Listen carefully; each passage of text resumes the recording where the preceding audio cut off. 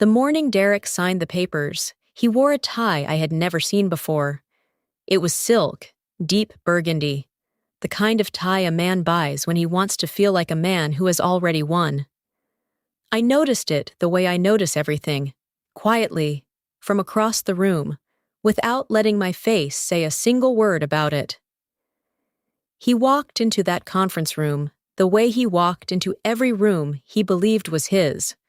Shoulders back, chin slightly lifted, one hand already reaching for the chair at the head of the table. The chair he had selected 3 weeks earlier by arriving 15 minutes before anyone else. I know because I was already there. I had arrived an hour before him. I do that. I have always done that. Derek had a great deal to feel confident about that morning. He had the sharper attorney, a man named Garrett Cole, who charged $650 an hour and had a reputation in Nashville legal circles for treating opposing counsel like a minor inconvenience. He had the longer financial history with the assets in question. He had the house in Green Hills. He had the commercial real estate company I had helped him build from a single development loan application and a whiteboard in our spare bedroom. He had the investment accounts. He had the vacation property outside Nashville. He had 22 years of my work filed neatly under his name, and he had a very good feeling about how the next 45 minutes were going to go. He had everything. Or he believed he did. Those two things are not the same. Garrett Cole slid the final settlement documents across the table. Derek picked up his pen, a Mont Blanc. She knew, and looked at me once across the conference table with the expression I had watched move across his face 1,000 times, across 1,000 dinner tables. The one that said, "You never really understood the scale of what I was building, did you, Vivian?" He started to sign. And then Garrett Cole leaned in, very quietly, and said something in Derek's ear. I was 7 feet away. I couldn't hear the words. I didn't need to. I watched the burgundy tie go still.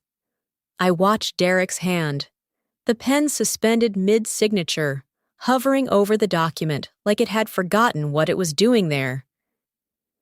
I watched the color move out of his face, the way color moves out of things that have been standing in the cold too long, not dramatically, completely. He looked up at me, not with the expression I had seen 1,000 times, not the one that said I was too small for the room I was standing in. Something else was looking at me from across that conference table, across those settlement documents, across 22 years of a life I was about to let him have. Something I had never once seen on Derek Holloway's face when he looked at me. I picked up my coffee cup. I took a slow sip, and I smiled at him over the rim the way a woman smiles when she has been patient enough to deserve exactly this moment. But I'm getting ahead of myself. You need to understand what came before that conference room, because this isn't a story about a divorce. Not really. This is a story about a woman, me, who everyone had decided was careful and quiet, and too practical to be dangerous. They were right about the careful part. My name is Vivian Ray Holloway. I am 49 years old. I live in Nashville, Tennessee. I'm a licensed certified public accountant with 11 years of practice and 4 years of very specific, very focused, very quiet work that Derek Holloway will be paying for the foreseeable future. This is the story of how I signed my name on the line that gave him everything he demanded, and why that signature was the most expensive thing he ever made me do. But to understand how I got to that conference room, to understand why I was smiling when every calculation Derek had made said I should have been crying, you need to know what I found on a Wednesday night in February, 3 years before that morning. What I found that changed not just my marriage, but everything I thought I understood about the man I had spent 22 years building a life beside. Before we go further, let us know in the comments where you're watching from, and hit subscribe. We're here with stories that deserve to be told the way they actually happened. I was 27 years old when I met Derek Holloway, and I was, by any reasonable measure, doing fine. I had a license. I had a desk at Thorne and Abbott Partners, a regional accounting firm in downtown Nashville that handled mid-size commercial clients and expected precision from everyone who walked through its glass doors. I was precise. I had been precise since the second grade, when my teacher told my mother I had an unusual relationship with numbers, that I didn't just calculate, I listened to them. My mother had laughed. My Aunt Clara, who was sitting in that parent-teacher conference for reasons too long to explain, had leaned forward and said, "Good. Numbers don't lie to you if you listen close enough." I had my own apartment. I had a savings account with $18,400 in it that I had put there myself, $2,000 at a time, since my first year at the firm. I was not wealthy, but everything I had was mine, with my name on it, and I knew exactly where every dollar had come from and where it was going. That knowledge back then felt like freedom. Derek Holloway walked into a networking event at the Nashville Chamber of Commerce on a Thursday evening in April, carrying a roll of architectural renderings under one arm, and a conviction that he was going to change the way Nashville thought about mixed-use commercial development. He was 31. He had vision the way some men have height.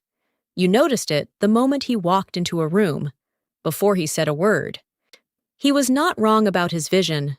I want to be clear about that.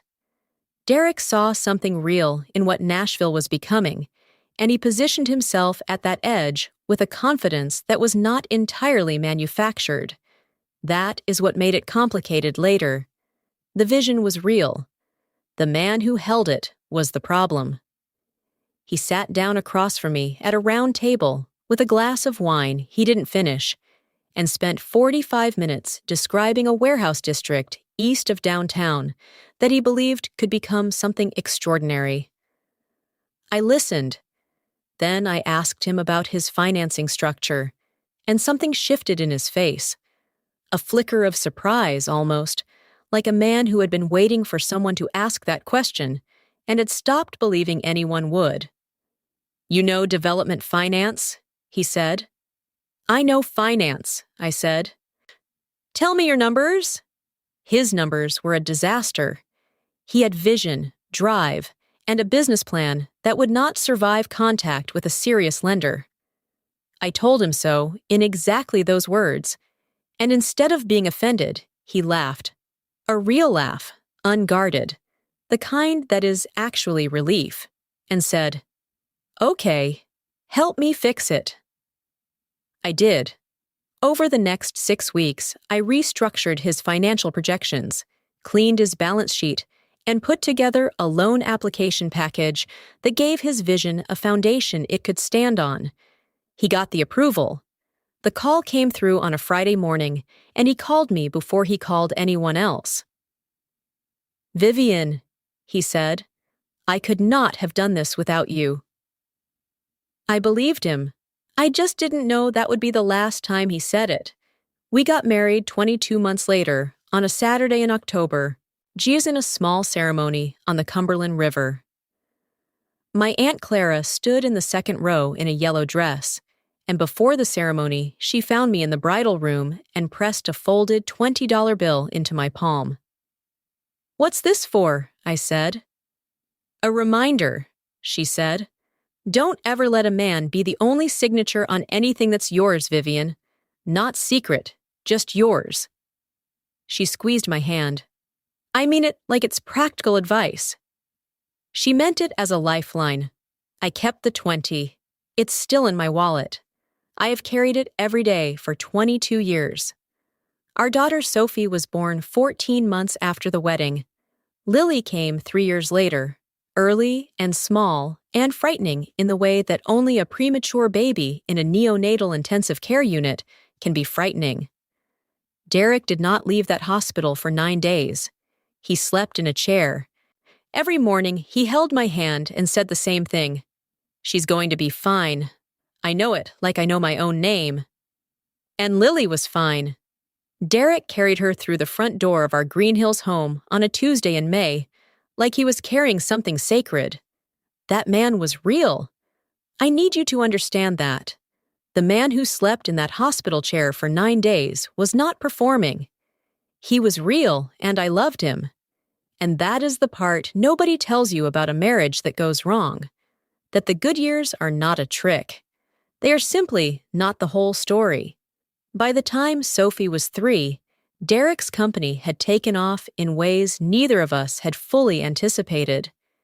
He needed someone to run the back office, someone who understood the books the way he understood the buildings. He asked me to leave the firm. "Come work with me," he said. "Say, it'll be our company, Viv. We'll build it together." I gave notice at Thorne and Abbott on a Wednesday morning. I cleaned out my desk. Before I left, I rolled over my 401k, 11 years of contributions, $224,000, into an individual retirement account I kept solely in my own name. I never discussed this with Derek. Aunt Clara's voice was in my ear, quiet and certain, and I listened. Then I came home, and I built his company with him. For the next 14 years, I ran everything Derek Holloway did not want to deal with. The books, the payroll for up to 31 employees at peak, the vendor contracts and the client communications, and the quarterly tax filings, the compliance documentation, the audit preparation, the development project budgets. Yo tracked line by line while he stood in hard hats at job sites and shook hands with contractors. I managed the office manager and handled the difficult clients and caught the classification errors before they became Internal Revenue Service problems. I decorated the model units we used for investor presentations. I planned the annual industry dinner that had become, over a decade, one of the better attended events on the Nashville commercial real estate calendar. I did all of that while raising Sophie and Lily, running our household, and making sure that everyone in Derek Holloway's world had what they needed before I thought about what I needed. My official title was wife. My real title was everything else. And for 14 years, I was proud of what we were building. I believed we were partners in the truest sense of the word. See, I believed that what was his was mine. I believed a great many things. The shift did not announce itself. It never does.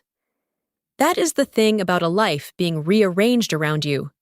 It does not sit you down and explain what it is doing. It simply moves, quietly, steadily, like furniture repositioned by degrees in the night, until one morning you look up and don't recognize the room. I started noticing it when I was around 44. Derek had begun making business decisions without me. Not dramatically. He didn't announce that I was being excluded. He simply stopped including me. Meetings I had attended for a decade disappeared from my calendar without explanation. I'd learn about major contracts after signatures had been collected. Shy development deals I had modeled the financing for would close, and I'd hear the terms from our accountant rather than from Derek. When I said something about it, he had an answer that sounded reasonable every single time. "I didn't want to bother you. You have so much going on." Or, "I handled it. That's what I'm supposed to do." Or, "The team has it covered, Viv. You can step back a little." Then came the new office. A full floor downtown, floor-to-ceiling windows, a conference room that seated 14. He hired a dedicated bookkeeper, an office manager, a marketing coordinator, and a director of development operations named Cassandra Vale. Cassandra was 34. She had a master's degree in real estate finance and a way of walking into rooms that suggested she had recently purchased them.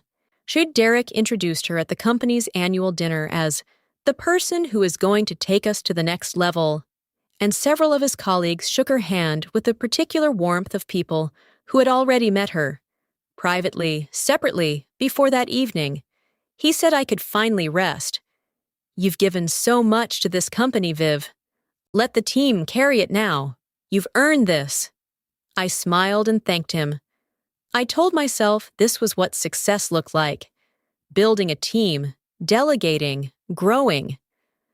I told myself I was imagining the thing I kept almost seeing at the edge of my peripheral vision. Then came the small criticisms, each one manageable on its own. Together, they were something else entirely. You've gotten a little too conservative with the projections. Cassandra's models are more growth-oriented. And, you seemed uncomfortable at the Meridian Group dinner. Is everything okay? And, I think you've been a little checked out lately, honestly. And, you used to be the sharpest person in any room about this stuff. I think you just need a rest. I want to tell you I pushed back every time, but I didn't. I did what I had learned over years of small corrections to do. I adjusted. I told myself he was under pressure, and this is what pressure does to people, and I was the person who understood him well enough to absorb it. I stopped expecting to be thanked. I told myself that wasn't what mattered. Maybe he was right. Maybe I had let myself go, professionally. Maybe I didn't understand the direction anymore. Why I sat across from him at dinners when he came home at 11 o'clock, with the particular energy of a man who has spent the evening doing something he would prefer not to account for. I told myself reasonable things. I built reasonable explanations. I was very good at it. In November of his second year with a new office, Derek's company was recognized at the Nashville Business Journal's Annual Development Awards. He stood at a podium in a room full of people who had watched us build something for 14 years, and he thanked his team. He named Cassandra first, and his mentors, and the city, and the opportunity. He did not say my name. I sat at table 7 with a smile on my face and my hands folded in my lap, and I thought, I'm imagining this. I was not imagining it. I want to be honest about what this period cost me. So I held two contradictory truths at the same time during those months. The man who had sat in a hospital chair for 9 days because our daughter was small and he refused to leave, and the man who was coming home at 11 o'clock with a loosened tie and explanations I had stopped fully believing. Both of those men were real. I could not yet understand that they were the same person at different stages of something I hadn't named yet. It was a Wednesday in February, the 15th. I remember because Lily had a swim meet that afternoon, and I had come home late and was going through quarterly vendor reconciliations the way I sometimes did in the evenings out of habit. Numbers were my language. Old habits don't leave people who were built around them. I was not looking for anything. I was cross-referencing a vendor payment from the prior quarter, and I noticed a transfer I didn't recognize. $4,700, routed to an account with a reference code I didn't have on file. Small enough to be an error. Easy to move past. I paused. I pulled the thread. There was another transfer. 6 weeks earlier. Different amount, same destination account. Then another. Then a pattern. Not identical amounts, not regular intervals, but consistent in a way that was not random. Money moving out of a business account I still managed, in irregular amounts, to a place I had never approved. By 11 p.m., I had traced 11 transfers over 18 months, $340,000 in total. By midnight, I had located the receiving account. It belonged to a limited liability company registered in Delaware. So the limited liability company had been formed 3 years and 4 months earlier, 2 months after Cassandra Vale joined the company. I sat with that for a long time. I told myself there was a reasonable explanation. A subsidiary I hadn't been briefed on. A tax structure Cassandra had recommended that simply hadn't been communicated to me properly. Something I had missed because I had stepped back, the way Derek had suggested. I kept going. At 1:17 a.m., I found the registered agent of the Delaware Limited Liability Company. Her name appeared on 3 additional company registrations, 2 real estate holding entities, and a property management firm, all formed within the same 18-month window. Through those entities, I traced the title on a condominium in the Gulch neighborhood of Nashville, purchased 14 months earlier. Cash transaction, routed through the holding entity.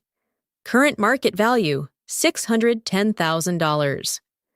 I found lease agreements, vehicle registrations, vendor payments from our business account to that property management firm for consulting services that had no corresponding deliverable in any project file I could locate.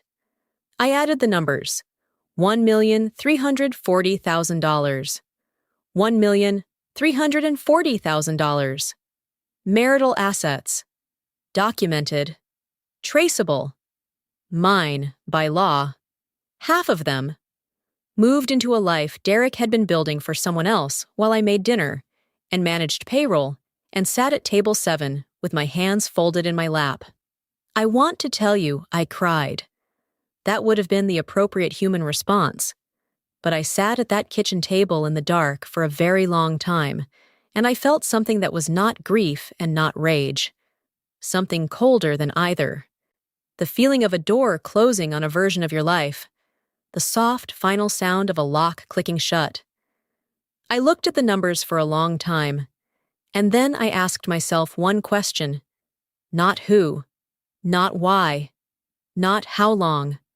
What do I want the end of this story to look like? I closed my laptop. I washed my face. I went to bed. In the morning, I made Derek his coffee, 2 sugars, a splash of oat milk, and I set it on the kitchen counter and asked him how he had slept. "Fine," he said. "Good," I said. And that was the beginning.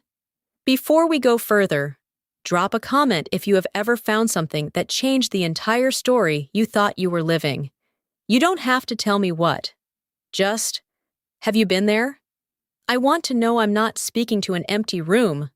What I did next. I did the way I had done every important professional task in my career. Methodically. Precisely. Without a single wasted movement. The morning after I found the transfers, I called Marcus Webb. Marcus had been a senior auditor at Thorne & Abbott when I worked there, a forensic accounting specialist who had left 6 years earlier to consult independently. We had stayed in loose professional contact. He had no relationship with Derek, no history with the company, no exposure to anyone in our world. Before I spoke to Marcus, I retained an attorney. Her name was Claire Sutton, 31 years of family law in Nashville, known in legal circles for the quality of her stillness in a courtroom, which opposing counsel tended to find disconcerting after the first hour. I walked into Claire's office on a Thursday morning with a printed summary of what I had found and told her I needed everything I did from that point forward to be legally protected. She read my summary. She asked 3 questions. She told me to talk to Marcus. What Marcus found over the following 4 months was significantly worse than what I had found that February night. The $1,340,000 in transfers to Cassandra Vale's holding entities was only the beginning. The house in Green Hills, the house I had chosen, where I had raised my daughters, where I had repainted the kitchen twice and planted a garden that took 3 years to look the way I wanted, had been refinanced. Twice. Derek had pulled equity from our home on 2 separate occasions, taking the property from significant equity to a deficit of $290,000. We owed more on that house than it was worth. The business, the company I had helped build from a single restructured loan application, was carrying $520,000 in outstanding lines of credit. Business lines, equipment financing, a revolving credit facility, all of them in Derek's name as primary obliger. All of them secured in part against the investment accounts he was planning to claim in the settlement.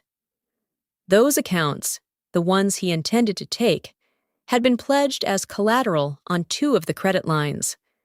If the accounts were released as part of a divorce settlement, the release would trigger a loan call on $180,000 in outstanding balances.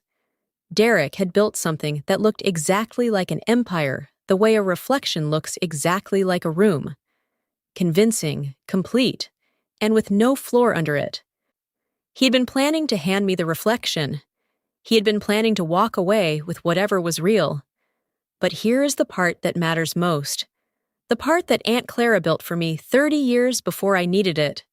Before I married Derek, I had a retirement account from 11 years at Thorne and Abbott. I had rolled it over the day I left the firm and kept it in my own name alone, in an institution Derek had no relationship with. By the time I was sitting across from Marcus's findings in Claire's conference room, it held $224,000. And then there was Aunt Clara's bequest. Clara had died 7 years earlier. Her will was specific in a way that had clearly been crafted with care. The language read, "To my niece, Vivian Ray Holloway, and to no other, so will this amount to be hers alone, and not a marital asset under any construction of law." She had left me $163,000. I had kept it in a separate account. I had not touched it. I had not been hiding it. Derek knew the account existed. He had simply never asked about it, because it was quiet, and quiet things did not interest Derek Holloway. Between my retirement account and Aunt Clara's gift, I had $387,000 that was entirely documentable, legally mine. I moved it into a trust for Sophie and Lily, untouchable, protected, and then I waited. 3 years is a long time to know something that changes everything and say nothing about it. 3 years of dinners where I passed him the bread. 3 years of company events where I stood beside him in photographs. 3 years of watching him grow comfortable, then careless, then certain, the way men grow certain when the person who could correct them has stopped speaking. That is the assumption people make about accountants, that we are careful because we are afraid. We are careful because we are precise, and precise women, when they have been given a reason, are the most dangerous thing in any room. I watched him stop covering his tracks. I watched Cassandra's name appear in places that told me the story had grown beyond what I had initially documented. I watched our social world reshape itself around a version of events that did not include the $1,340,000 or the refinanced mortgage or the pledged collateral accounts. I documented everything. I said nothing. If you have ever had to stay completely quiet when everything in you wanted to speak, leave a comment, even just the word quiet. I'll know what it means. And I think more people in this community know that feeling than any of us say out loud. Derek asked for the divorce on a Tuesday evening in March. I was making pasta, linguine with a lemon cream sauce I had made 200 times across 22 years of Tuesdays. He came in from the garage with his jacket still on and sat down at the kitchen island with the expression of a man who had practiced what he was about to say in the car. He wanted the house, the business, the investment accounts, the Asheville property. He said I could have the car, a monthly support payment he described as generous, and my personal effects. He said he wanted to make sure I was taken care of. He said it the way you say something when you're not planning to take care of someone at all. I looked at him across the kitchen island, between the pasta water and the lemon I had just zested, of all the unremarkable places for a 22-year marriage to arrive at its ending. And I said very quietly, "Okay, Derek. I hear you." He blinked. He had expected something he could push against. I gave him nothing. Within 10 days, Cassandra had moved into the Green Hills house. She found my kitchen the way people find kitchens that belong to someone else, with the confidence of a person who has decided the former occupant is no longer relevant. She used my Le Creuset Dutch oven, the deep navy one my mother had given me the Christmas before she died, with the small chip on the lid from when Sophie knocked it off the counter at age 9. I know because a mutual acquaintance mentioned it, casually, at a dinner 3 weeks later. I thought, enjoy that kitchen, Cassandra. It comes with $520,000 in business debt and a mortgage that is underwater by $290,000. The Dutch oven is negotiable. The debt is not. Patricia Holloway arrived at my temporary apartment 12 days later, carrying a Pyrex dish of chicken casserole and the particular expression of a woman who has already decided which side of a story she believes and has begun telling it to other people. She sat at my kitchen table and patted my hand and told me I should have tried harder to make Derek feel valued. Men need to feel like the leader, Vivian, she said, even when they're not. You were always a little too competent for your own good. I thanked her for the casserole. Internally, I thought, Patricia, your son has committed civil financial fraud against me, and in approximately 90 days, a judge is going to explain that to him in language that even a garden club newsletter could follow. But I just smiled. Then there was Renata. Renata Cross and I had been friends for 17 years.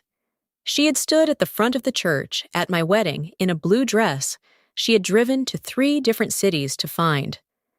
She had held my hand in the NICU when Lily was small, and none of us knew how the story was going to go. She was the person I called when things were hard. I called her in late March and told her, in general terms, that I had retained a family law attorney and was not going to accept Derek's initial offer. I did not give her specifics. I told her enough. 48 hours later, Derek's attorney filed a motion referencing the existence of a legal strategy on my side that was, when in the motion's language, inconsistent with the cooperative settlement process. Derek knew I had retained Claire Sutton. 17 years, 48 hours. I filed that ratio under things that tell you everything you need to know about a person, and I stopped sharing anything real with Renata Cross. The wound that came closest to breaking me was Sophie. Sophie was 20 that year, old enough for Derek to speak to her as an adult, which is what he did. He told her I was making the process difficult. He told her he just wanted peace, a clean resolution, a chance for the family to move forward. He told her her mother was holding on to something that was preventing everyone from healing. So I watched my daughter start to look at me with the particular confusion of a child who has been given only one version of a story and cannot reconcile it with the mother she knows. I watched her pull back, slightly, carefully. I watched Derek's version of events move into the space between us. I could not show her the documents. Not yet.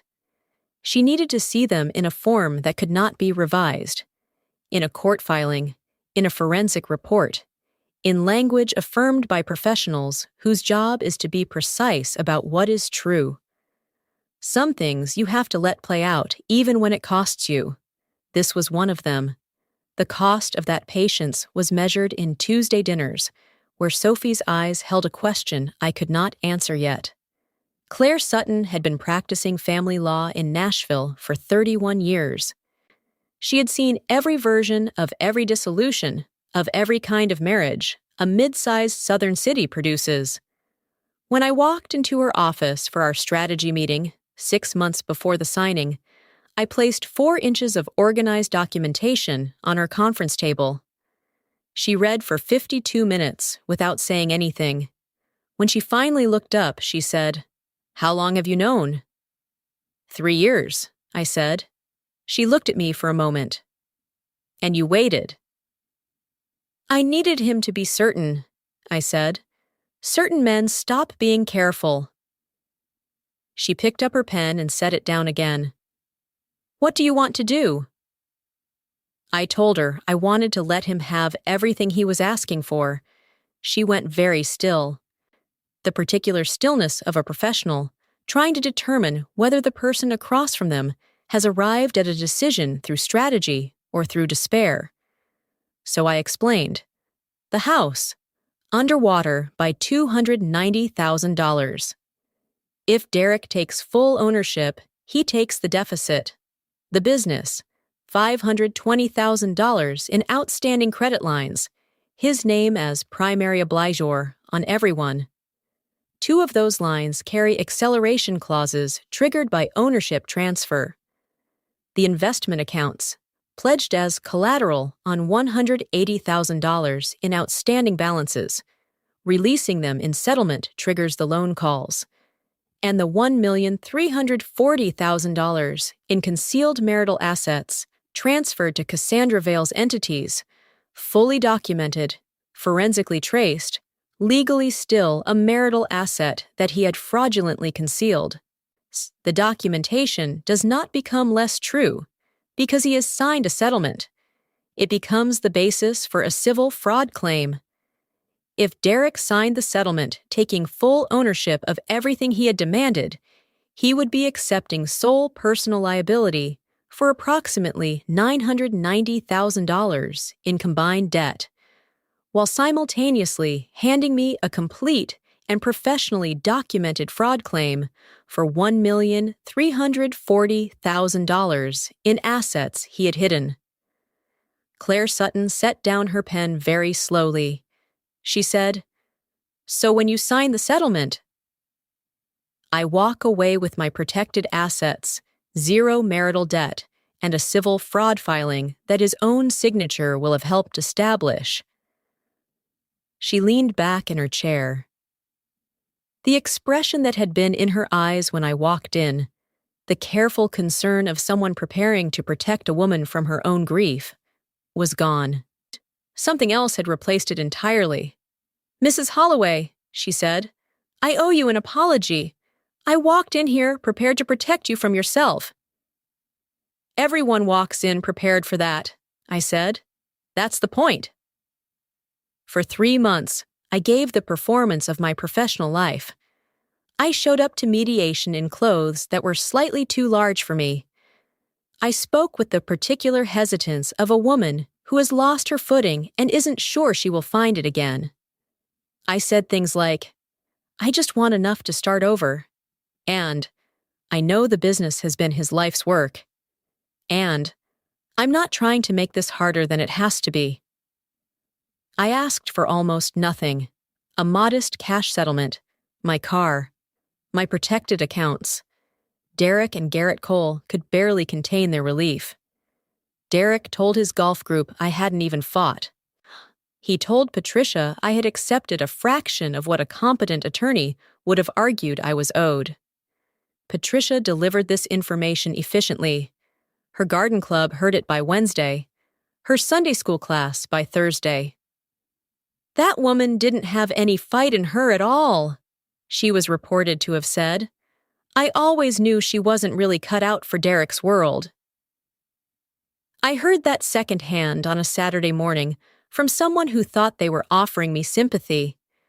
I thought, "Patricia, in approximately 6 weeks, your son is going to receive a civil fraud filing that references a Delaware LLC, a condominium in the Gulch, and $1,340,000 in concealed marital assets. And I suspect that is going to generate significantly more interesting conversation at your garden club than anything that has happened so far. But I just thanked the person for letting me know." The morning of the final signing, I got up at 5:30. I made coffee in my small apartment, the one where boxes I had not yet unpacked lined 2 walls of the bedroom, because unpacking had felt, for a long time, like admitting something I wasn't ready to admit. I sat at my small kitchen table, the one I had bought at a furniture consignment store in East Nashville for $140, and I held my coffee cup and I thought about Aunt Clara. I thought about her at my wedding rehearsal dinner in a yellow dress, pressing a $20 bill into my palm. I thought about the will with its precise language, to my niece Vivian Holloway, and to no other, and the attorney she had clearly hired specifically to make those words hold. I thought about what it means to be a woman who has watched other women not be protected and who decides to do something about it before the need arrives. I thought about the $387,000 in the trust I had established for Sophie and Lily, about the retirement account I had never commingled, about the inheritance that carried language so specific a judge couldn't have touched it. Aunt Clara had given me a lifeline 30 years before I knew I was going to need it. She had done it quietly, without drama, with the practical intelligence of a woman who understood that the most important things you build for the people you love are the things they don't realize they're holding until the moment they need them. I understood that now in a way I hadn't at 27, pressing a $20 bill into the pocket of my wedding dress and thinking my aunt was being sentimental. Quiet women have been doing this for a very long time, protecting themselves, protecting their children, building things in the margins of lives that other people decided for them, building quietly, patiently, with the precision that comes from knowing exactly what you are doing and exactly why, and being very careful not to announce it before the time is right. We have been doing this for generations. I am just one of us. I got dressed. I drove to the conference room. I sat down across from Derek Holloway for what I believed would be the last time I would sit across from him at anything that mattered.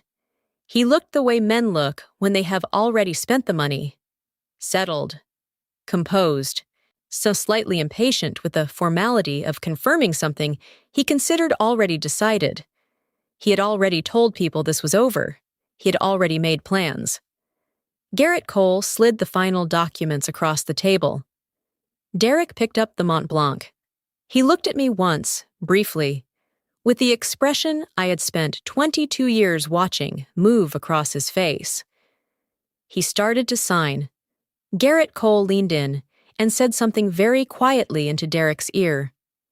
The pen stopped. The color went out of his face the way it goes out of things that have been standing in the cold too long. Not dramatically, not suddenly, but completely and all at once. He looked up at me. I want to be precise about what I saw on his face, because I have thought about it many times since. It was not anger. It was not surprise. It was the specific expression of a man who has been operating under a deep and unexamined certainty, and who has just been informed that the certainty was wrong. It was the expression of someone who has been counting on a particular version of the next 10 years, and has just understood that version is no longer available to him. It was fear.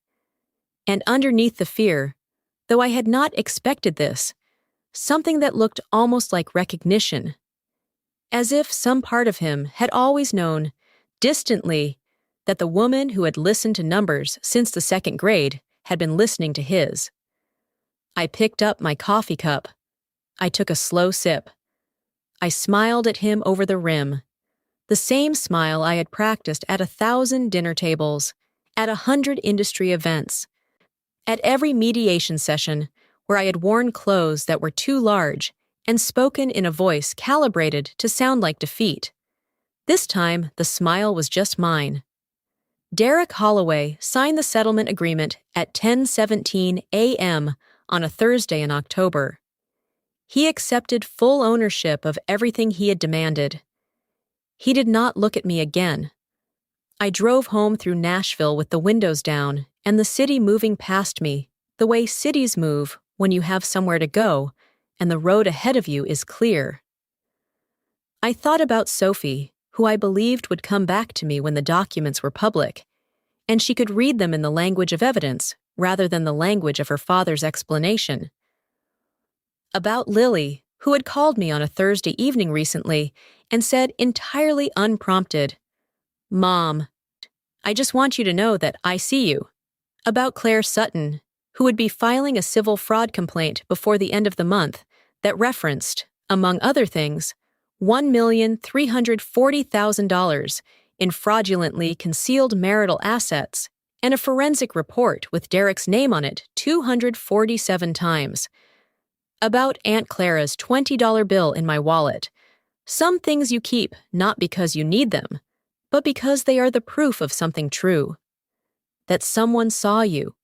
That someone built something to protect you before you knew you needed protecting. That quiet is not the same as gone.